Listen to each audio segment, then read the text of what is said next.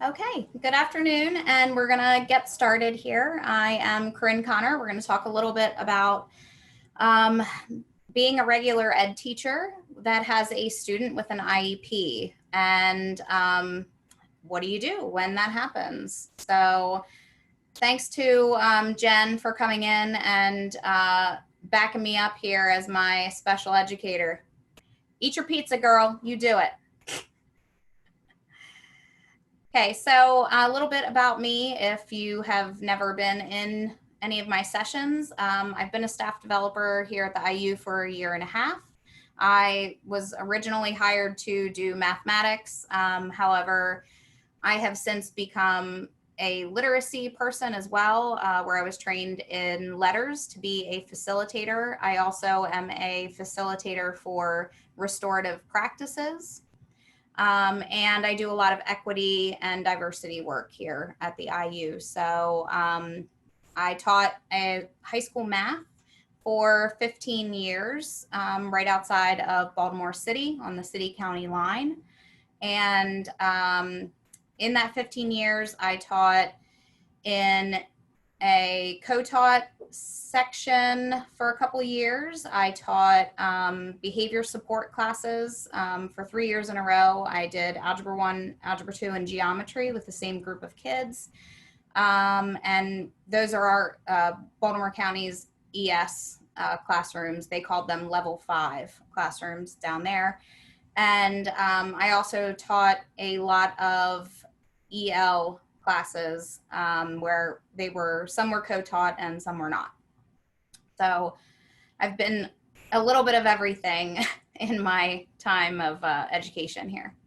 So I know that you guys have seen these norms a million times by now because this is the last session. So thanks for hanging in there with us. I don't know if I want to call it my favorite, but the one I think is most important is this last one, assume good intentions. Nobody enters education to be a millionaire. I mean, we do it because we love kids and we genuinely want to help them be better people. So just always assume that anytime you're talking to a person, if they say something that you're like, wow, that's not, maybe they had a bad day, maybe it just wasn't the appropriate way that they wanted to say it, but we all have good intentions in education. Just a reminder that your Act 48 is due by July 31st. That's the only way that you're going to get your Act 48 is if you complete that evaluation. So please go ahead and do that when we are finished today. So we have a couple outcomes here. We're going to talk a little bit about mindset and the effect on student learning. We're going to briefly look at some legal requirements. I'm not going to go into a whole bunch of legalities with you because, well, first of all, that's not really my forte. But second of all, nobody wants to sit around and talk about law at 3 o'clock on Wednesday. I mean, maybe ever, right? Just saying. Then we're going to talk about the full range of services that are available to students and how you can make sure that you're best, servicing the students that are in your classroom. So when we talk about mindset, we're talking about both teacher and student mindset. So we'll talk about teacher mindset first. When we talk about mindset, we're talking about fixed versus growth mindset. Okay, I hate when people read slides, so I'm not going to read to you. I'll just give you a minute here to check these out, but just the difference between fixed and growth mindset.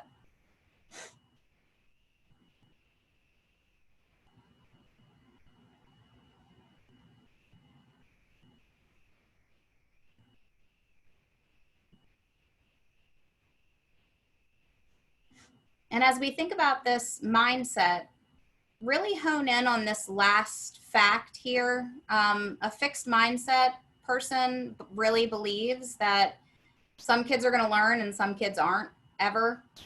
Whereas the growth mindset believes that given the right conditions and the right strategies, anyone can learn anything.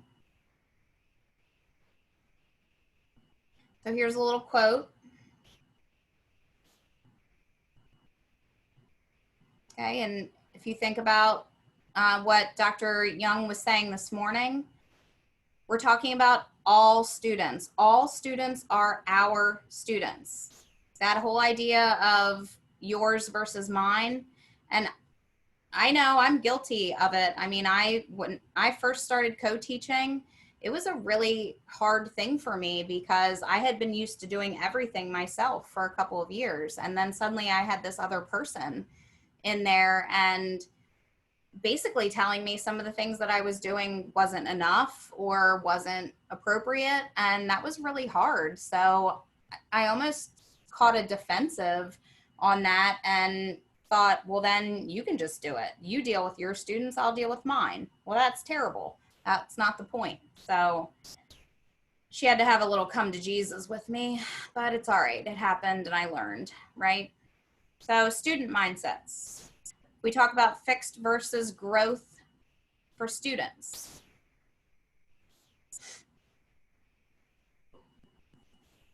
Okay, when we think about this, think about what is the difficulty if students feel that nothing they can do will change the outcome? Especially those of you that have taught high school students. Think about some of your toughest students that are sitting in your room and saying, me especially, I taught math, you know, kids, I was never good at math. I'll never be good at math. I'll never understand what you're saying. My mom's not good at math. My dad's not good at math. So I'm not good at math. Well, that's a fixed mindset. You have to change the mindsets to understand, for the children to understand that they can learn if they're given the accommodations and the things that they need. So also think about putting forth effort. If they're not putting forth effort, nothing will change either. Then you have the student who is capable and they know and you know that they are really smart, but they're just not really doing anything. They're just kind of being lazy. So you want to move that child also from that fixed mindset of, well, I don't really have to try that hard, to a growth mindset of, if I do try a little hard, what can happen?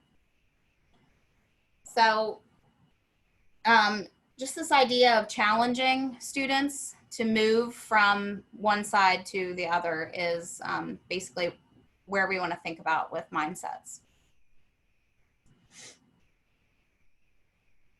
So there's one more thing here about mindset. So if we focus on a student and their excuses for why they've had failures in the past or why they've had a lack of growth, if they rely on that excuse that they didn't try hard enough, or they use their disability as an excuse that they can't learn, that's going to keep them in that fixed idea that they aren't going to learn. So it also puts a great deal of pressure on teachers to meet learning needs for a wide range of students. We can't just look at the content that we're teaching, but we need to actually know our students better, know their needs. And I challenge you also with the idea of cultural relevance. Know their likes, know their dislikes, know what interests them. If you can pull things like that into the lesson that actually will engage them, you have won a huge battle. And this quote is just awesome. So think about the power that we have as teachers, right? We create every other profession that there is in life. We touch so many students' lives throughout all of the years that we teach. And you can actually make or break a child's future by what you do in your classroom. It can be more promising because you inspire them to dream big in their future. You can teach them how to work hard and how to believe in themselves. But like Batman says, with awesome power comes awesome responsibility. Do we ever want a child to feel unwelcome or as if they don't belong? Sometimes that message is sent in our classrooms. Do we ever want a child to feel that they aren't good enough? Remember that though you might think you're faking it, well, a lot of times you're not. Kids see it. They see if you're fake. So evaluate your mindset. Evaluate how we speak to our students, how we engage our students. And let them see that you have high expectations for them every day and that you are not dumbing down anything because they have a need for scaffolds or accommodations, that you are expecting the same thing from any student that you would any other student. So here is another little quote talking about the least dangerous assumption.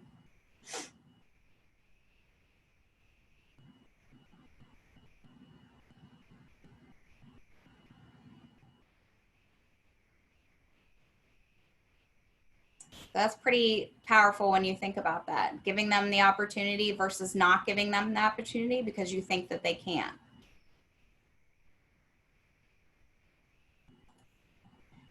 Okay, so this goes into the idea of labeling kids and tracking students. We need to be careful when we're doing that because sometimes that unconsciously lowers that standard for students, because somewhere in our thoughts, we might feel that they can't learn something that might be too difficult for them, or they might not learn it as well as higher level kids. So just think about that as you think about accommodations, scaffolding, still keeping the rigor, still keeping the expectations, but just giving them what they need to succeed.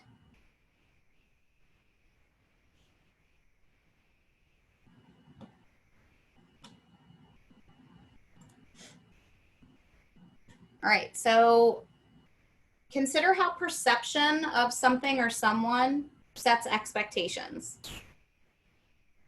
So in the picture, we have dandelion seeds, and then we have a dandelion. Does the thought of that picture give you a gut reaction that a weed needs to be eradicated, or do you see the weed as a beautiful flower? How we perceive the dandelion sets up how we react. Think of this in relation to a student. Do you see a student with disabilities as a burden or an opportunity? So if you think about that expectation driving your opportunity, if you view the dandelion as a weed, you'll pull it out and it won't have a chance to grow and spread. But if you view it as a flower, you'll let it be, or even pick it up and blow out the seeds. If you see this as a student, and we see the student as a burden, we often blame the student when they don't succeed. But we may not be, we may not be providing that student with a rich opportunity to grow. We may view accommodations that the students need to succeed as cheating or making the task too easy. We'll address the concept later about leveling the playing field, but be aware of your thoughts and feelings on accommodations. If you view the student as an opportunity, you're looking for ways to enhance your instruction to better meet the needs of the student. And you may find that things you put in place help many of your students beyond the ones with disabilities. And I'll just add in here also, as I learned more about co-teaching, I ended up with a fabulous co-teacher for a couple years. Her name is Stephanie Brown.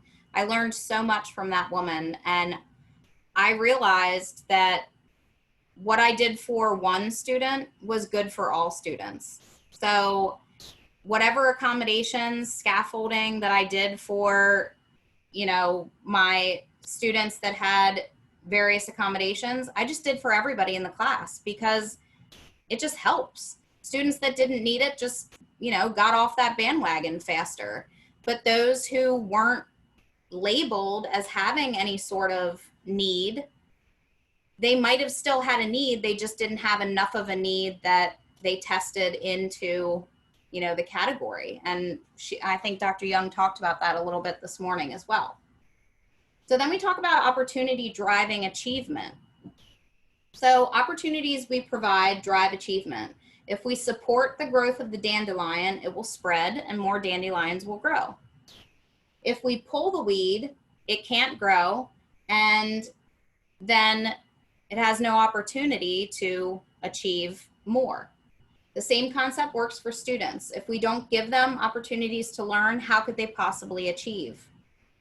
Again, we can blame the student when the instruction is lacking. So finally, this cycle is complete when we have achievement driving perception.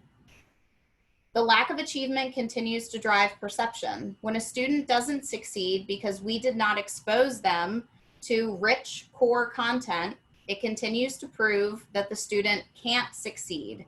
This is not a fair comparison when the student wasn't given the opportunity in the first place. Does that make sense? Pretty, it was a lot of information, but good stuff to think about. So again, I'm not going leaps and bounds into legalities. I am certainly not a lawyer or any sort. I took my law classes that I needed to take, and that was about as far as I went. So just a little bit about some of the laws that govern disability. ADA gives access for students, ramps to buildings, bathroom stalls that accommodate wheelchairs, walkers, braille for written materials, assistive devices for the hearing impaired. ADA requires all public buildings and spaces be compliant. There's no age limit, no need of proof of disability, except maybe in the case of a parking space. The premises is that no one should be excluded. IDEA ensures that all children with disabilities have the right to a free, appropriate public education. Private schools are not held to the same standards. It covers students K through 12 or until the age of 21 and or graduation, whichever comes first. Emphasizes special education and related services that must be delivered at no cost to the family. It's designed to meet students' unique needs, and it prepares them for further education, employment, and independent living. Takes college and career ready one more step because of the independent living piece. So then there's been some additional legislation. Wow. Whew, it's late in the day. ESSA replaced the No Child Left Behind Act. They added in mandates for career education evidence for all students. The Rehabilitation Act was the first disability civil rights act that prohibited discrimination against people with disability in any program receiving federal funding. A broader definition of disability than IDEA, which only looks at disabilities that impede learning. So who would have a 504 plan? A child with a disability who does not need specially designed instruction, which we'll talk about later, SDI. Students may need accommodations, but they go for maybe specialized seating or timeout for anxiety, multi-sensory techniques, breaks to take their medication, time to talk to therapists. A lot of times you'll see 504s written as what we call OHI, other health impaired. So you'll see students that have ADD, ADHD, things like that, have 504 plans. Then there's FERPA, which is the Family Educational Rights and Privacy Act, protects the privacy of students' educational records, also the privacy of their diagnosis. And remember that the idea of FERPA, you can get in trouble if you're using students' names in public when you're talking about things. And interestingly enough, my son's principal just called me this morning to talk to me about his placement this year for school. And there's a student that I have requested every year that he not be in the same class with, because they don't have a nice relationship with each other. So he called me this morning to talk about that. And of course, like, he has to say, well, as per FERPA, we can't discuss the child's name, but we know who we're talking about because it's been discussed before. And the other child's parent agrees. So it's not like we're, going behind anybody's back, but it was just funny because he says, as per FERPA, I can't say this. And I'm like, I know. So McKinney-Vento is the Homelessness Assistance Act. It's a federal law that ensures the rights of students to go to school even when they are homeless or they don't have a permanent address. So it prevents barriers to enrollment, switching districts during temporary living situations, transportation, etc. They're trying to limit that in McKinney-Vento. So why does this law matter to you? Think of the SEL piece of it. Is a student going to be at their best during this time if they're going through homelessness or if they're going through any sort of transition period? Are they going to be able to complete projects or large amounts of homework? So you may need to be more flexible with students during this time, even if they don't have an IEP or a 504 plan. So it is, a law that we just want to make sure that we are paying attention to. So concepts that are related to the law, again, FAPE, free and appropriate public education. This is coming up a lot right now as we talk through this COVID thing.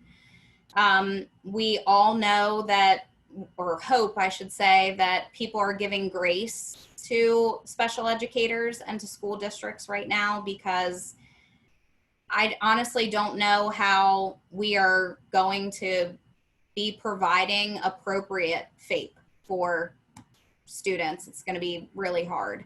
And least restrictive environment, again, just remembering that that's our whole goal, is we want that inclusion piece to it. That's our whole day today, is we don't want to segregate, we want to include in the least restrictive environment. So determination of services, these are really the two big pieces of it. Does the student have a disability recognized by PDE, and do they need that specially designed instruction?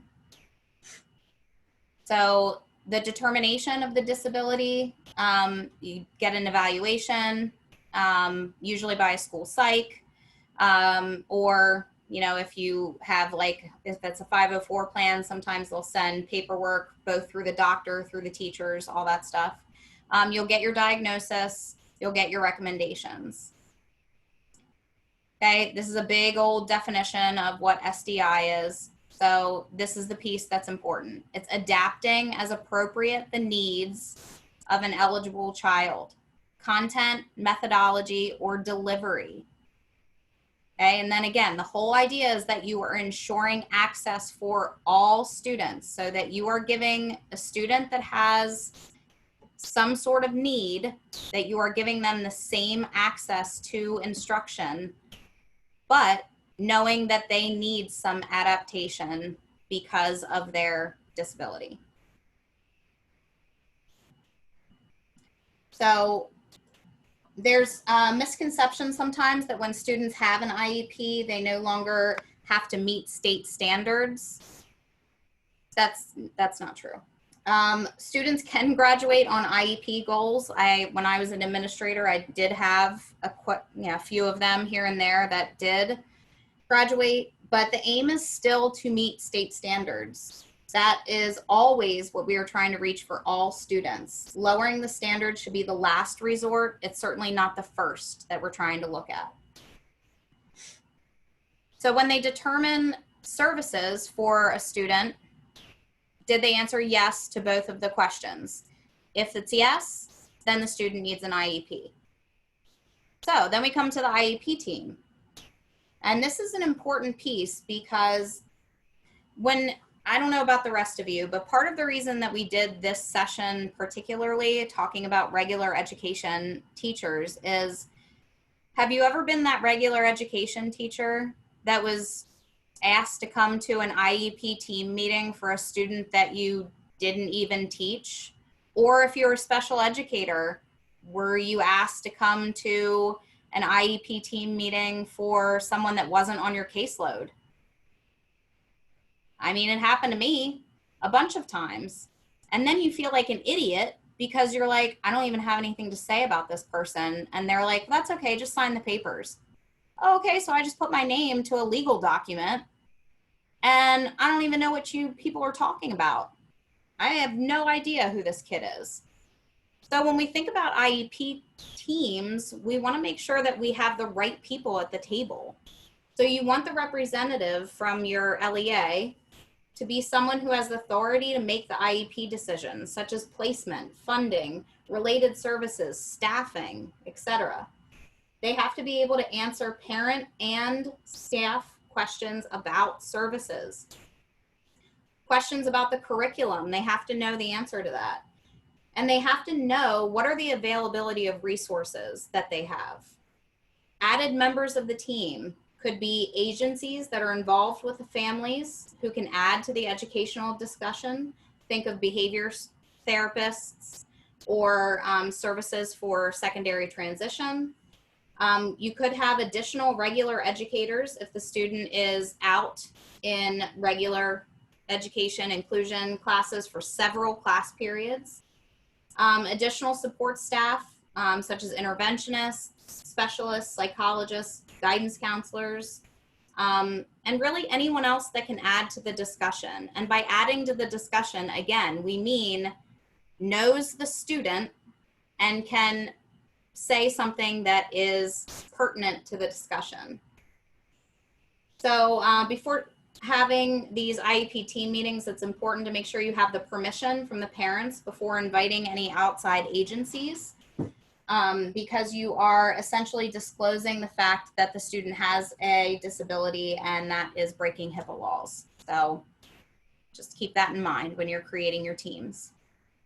So general ed contributions to the IEP. Okay, so as a general ed teacher, what do you have to offer to the IEP team? Okay, progress.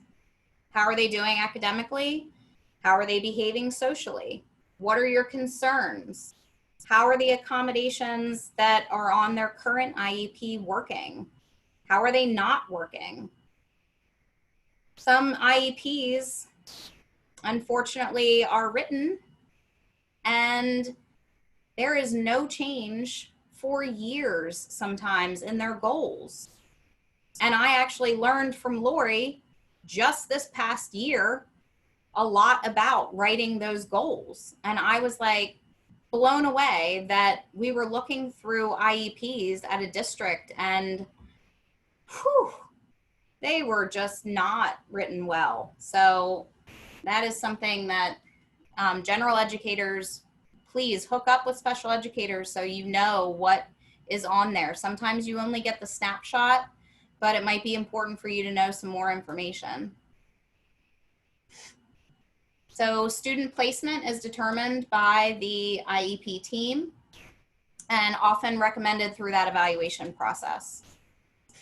So in the general education class is always the first option that we want to consider, the least restrictive environment. Again, that's what that is.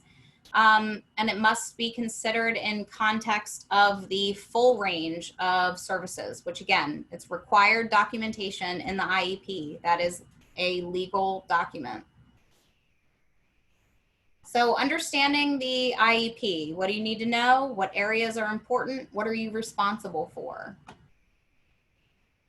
So present levels, that gives you current information about what their performance levels are, strategies that are working or that have not worked in the past, their career goals for secondary transition, 14 and above, parental concerns, and strengths and needs. Okay, and again, if the IEP is written well, this should be something that has changed and is written in a really good, solid manner that you can say, oh, okay, that makes sense. Now I know exactly what strategies I should work on. So the IEP goals can be academic, can be social. They're targets that the students are working towards. Then the accommodations and the modifications piece. This is tied into whatever the specially designed instruction is. They are your responsibility in your classroom. So if you don't understand what the accommodations and the modifications are, it is your responsibility as the educator of record to reach out to that student's case manager and figure it out. You must figure it out. That is not anything that you want to be a part of. I have been in litigation hearings before, both as an LEA and as a teacher, and it is not pretty. So please make sure that if you aren't sure, ask. If it's in the IEP, again, it is legally binding. That is a legal document. Okay, so classroom services. Starting from the general ed classroom and the least restrictive environment, moving towards levels of more support and more restrictive. So again, here's some ideas for services that you would get or students would get in the general education class. Okay, again, accommodations and modifications, there's tons of them. Different AT devices, disability services, so meeting with some of these people, support services, they could be pulled out for time periods. And again, meeting with other service providers such as maybe behavior therapy or social workers. I taught in an alternative school, so some of my kids were pulled out and they had to talk to their PO along with a behavior therapist. And that was part of what they had to do. And a lot of them were emotionally disturbed. So it was a lot of people at the table that they were getting services from. So starting point, always tier 1. Good core instruction is important. What is curriculum? Well, I'm going to tell you one thing. What curriculum is not is a program. They are two different things. When we go into schools and we talk to people about curriculum, and the first thing they say is, yeah, we have a curriculum. We use Wonders for literature. No. Wonders is a program. Where's your curriculum? Oh, we don't have a curriculum. We just go from chapter 1 to chapter whatever. So first thing that tells me is that the tier 1 instruction might not be the greatest. So very, very, very hard to understand sometimes. As somebody who wrote curriculum and has a degree in curriculum, that we need to make sure that curriculum is written based on state standards, that it's written not just on a textbook, but it's actually written from whatever your state testing is going to include. Okay, so UDL is an approach to designing curriculum. We do a lot with UDL here at the IU. There's a link here for UDL at a glance. I'm not going to click on that because that's something that you can look at later. So social emotional learning, again, this is something that's huge right now. Very important that we are meeting mental health needs. We all know that kids are really struggling. I mean, adults are really struggling, let's be honest. I mean, our mental health isn't the greatest either right now. Okay, so if we bring it all together, sorry. Students with IEPs don't have special needs. They have special rights. And this was said by Dr. Young this morning. Very, very poignant, really important, right? It's just so important to understand that it's not, their fault. It's not anything that they do wrong. think about it as, you know, she said about the thing with wearing glasses when you're driving, taking your driver's test. You know, the example that I had in here was if I didn't wear glasses, you know, I wouldn't be able to read my screen. Or, you know, if my kid didn't wear her glasses for soccer, she'd miss every single shot on goal because she wouldn't be able to see. So there is, the only difference is a student with an IEP has laws that back him or her to get support.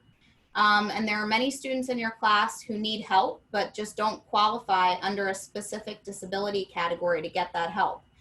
So don't let them fall through the cracks. If we put things in place to support students with IEPs, we often support students who do not qualify but desperately need the help. So I'm just gonna go through a couple of these quickly. So common accommodations, these are ones you'll see often. Again, preferential seating, guided notes, organizers, extended time, timeout, AT. If you think about the top part up here, what student is not going to benefit from these, from guided notes or from graphic organizers, right? Definitely something that all students can get help with. So modifications, changes in assessment, like if you're taking the multiple choice from 4 to 3. Changes in the amount of content covered, so completing fewer requirements. And again, there are concerns about modifications that it's a slippery slope to taking away rigor. It's not. It's just, again, making modifications to ensure that all students learn. So AT, again, short version. I'm not going to go through this whole piece of it because hopefully you, at some point in time you went to one of Val's sessions. If you didn't, check Val Lil out. She's super. She's our AT person here. So any assistive technology that must be considered with students that have an IEP. Here's some information about is what my student using considered assistive technology? So here's just a comparison, yes or no. Some AT tools that are no tech, low tech, and high tech.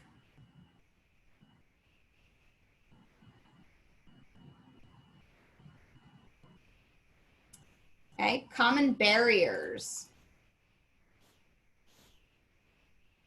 Trust and acceptance. Trust is huge for all students. They have to be able to trust you in order to know that you are there because you care and that you really do want to help them. And these are just some other things. Attention, reading comprehension, note-taking skills, math skills, behavior. These are just barriers that all students have. Again, not just students with IEPs. All students have some of these barriers. And I'm not sure if you guys have ever seen this video. Just making sure that I have my computer sound on here, and I do. All right, so let's check out this quick video here.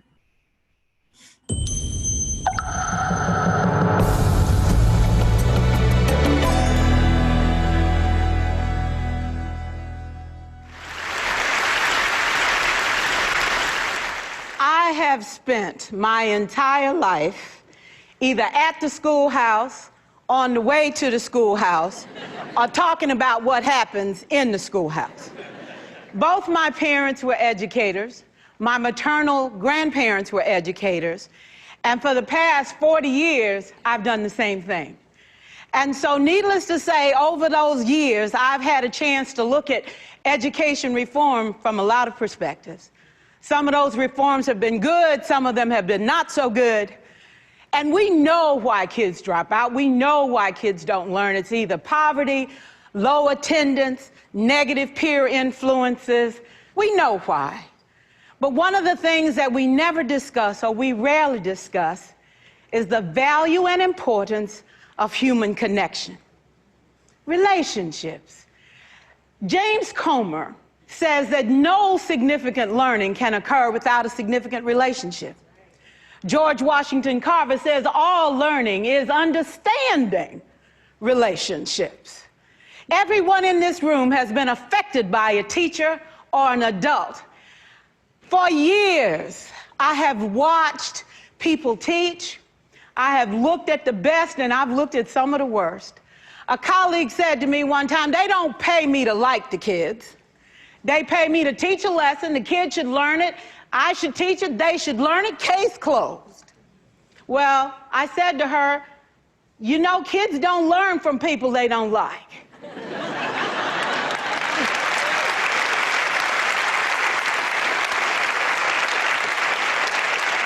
She said, that's just a bunch of hooey. And I said to her, well, your year is going to be long and arduous, dear.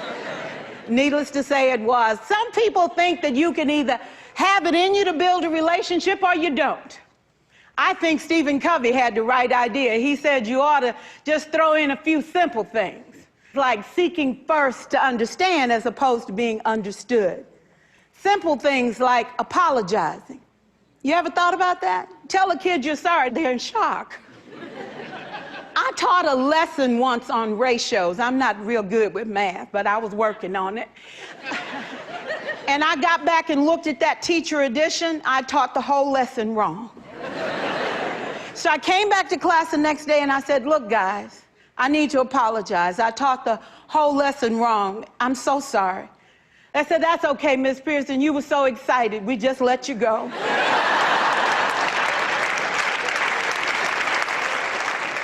I have had classes that were so low, so academically deficient that I cried. I wondered, how am I going to take this group in 9 months from where they are to where they need to be? And it was difficult. It was awfully hard. How do I raise the self-esteem of a child and his academic achievement at the same time? One year I came up with a bright idea. I told all my students, you were chosen to be in my class. Because I am the best teacher and you are the best students, they put us all together so we could show everybody else how to do it. One of the students said, really? I said, really? We have to show the other classes how to do it. So when we walk down the hall, people will notice us. So you can't make noise, you just have to strut. And I gave him a saying to say, I am somebody. I was somebody when I came. I'll be a better somebody when I leave. I am powerful and I am strong. I deserve the education that I get here. I have things to do, people to impress, and places to go. And they said, yeah. You say it long enough, it starts to be a part of you. And so,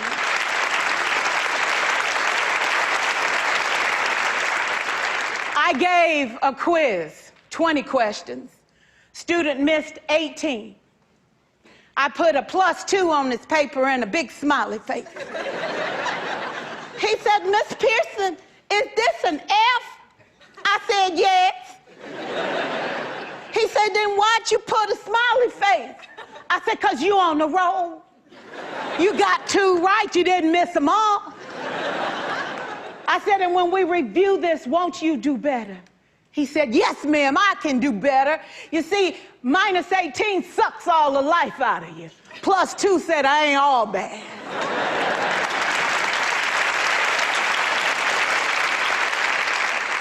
For years, I watched my mother take the time at recess to review, go on home visits in the afternoon, buy combs and brushes and peanut butter and crackers to put in her desk drawer for kids that needed to eat, and a washcloth and some soap for the kids who didn't smell so good. See, it's hard to teach kids who stink.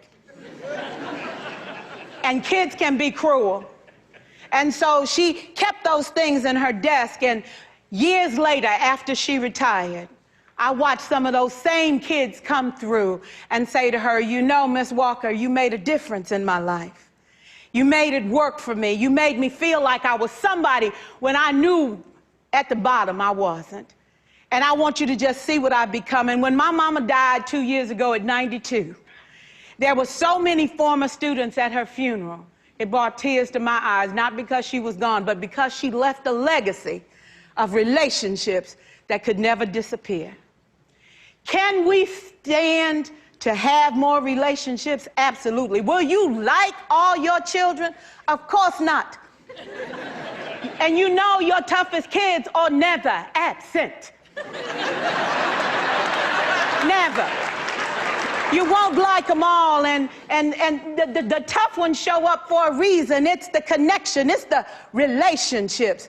And while you won't like them all, the key is they can never, ever know it. So teachers become great actors and great actresses, and we come to work when we don't feel like it, and we listen to policy that doesn't make sense, and we teach anyway. We teach anyway because that's what we do. Teaching and learning should bring joy. How powerful would our world be if we had kids who were not afraid to take risks, who were not afraid to think, and who had a champion? Every child deserves a champion, an adult who will never give up on them, who understands the power of connection and insists that they become the best that they can possibly be. Is this job tough? You betcha. Oh God, you betcha. But it is not impossible. We can do this. We're educators. We're born to make a difference. Thank you so much.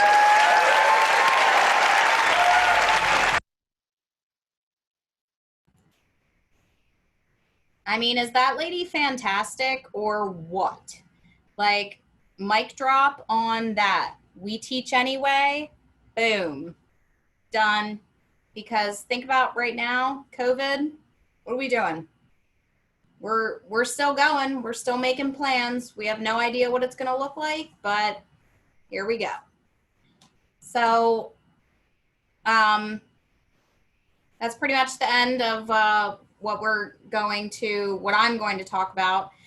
We do still have a couple minutes, so if there is anything that anybody had questions about or just wanted to make comments, please feel free. I'm going to stop sharing, and you can unmute yourself if you want to say anything. If not, I just say thank you so much for coming to the Institute, and I hope you enjoyed all of your sessions that you went to today. And if there's nothing that anybody has, then you can feel free to exit the building. So.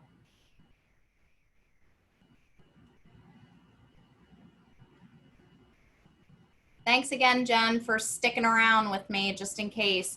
I didn't know if anybody was going to have any specific special ed questions, and then I'd be like, I don't know the answer to that.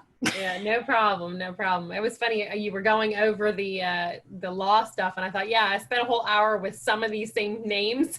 Yes. So they did delve into that piece pretty deep. Oh, good. Today, yeah, so. I mean, I could have gone into the whole thing with like Andrew and like all that, and I was like, you know what? No, I'm not going to do all that. So, covered. Yeah. Thanks again for coming. Good job, Corinne. Thank you. Thank you. Thank you. All right. Woo! Peace See out. ya.